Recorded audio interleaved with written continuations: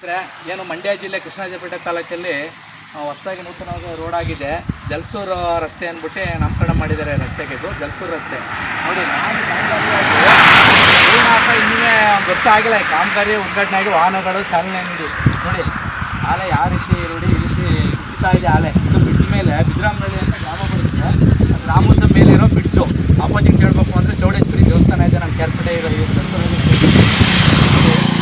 ಯಾವ ರೀತಿ ಆಗಿದೆ ಕಾಮಗಾರಿ ಪೂರ್ಣ ಆಗಿ ಇನ್ನೂ ಒಂದು ವರ್ಷ ಕೂಡ ಆಗಿಲ್ಲ. ವಾಹನಗಳು ಒಂದು ವರ್ಷ ಓಡಾಡ್ತಾ ಇದೆ, ಒಂದು ವರ್ಷ ಕಂಪ್ಲೀಟ್ ಆಗಿಲ್ಲ. ವಾಹನಗಳು ಓಡಾಡೋಕ್ಕೆ ಶುರು ಮಾಡಿ ಆಲೇ ಒಂದು ವರ್ಷದೊಳಗೇ ಈ ಮಟ್ಟಿಗೆ ಅಷ್ಟು ಕುಸಿತಾ ಇದೆ ಅಂದರೆ ಈ ಮುಂದಿನ ದಿನಗಳಲ್ಲಿ ಯಾವ ರೀತಿ ಆಗ್ಬೋದು ನೋಡಿ. ಯಾವ ರೀತಿ ಆಗಿದೆ ರೋಡು ಅಂದ್ಬಿಟ್ಟು ನೋಡಿ ಸ್ನೇಹಿತರೆ.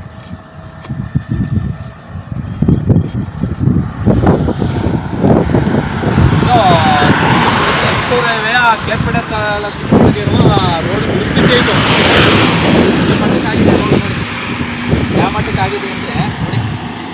ಇದು ನಮ್ಮ ಜಂಕ್ಷನ್ ಹೈವೇ ರೋಡು. ಇದು ಜಂಕ್ಷನ್ ಹೈವೇ ನೋಡಿ ಸ್ನೇಹಿತರೆ. ಇದು ಕಾಮಗಾರಿ ನಮ್ಮ ಜಲಸೂರು ಹೈವೇದು ನೋಡಿ.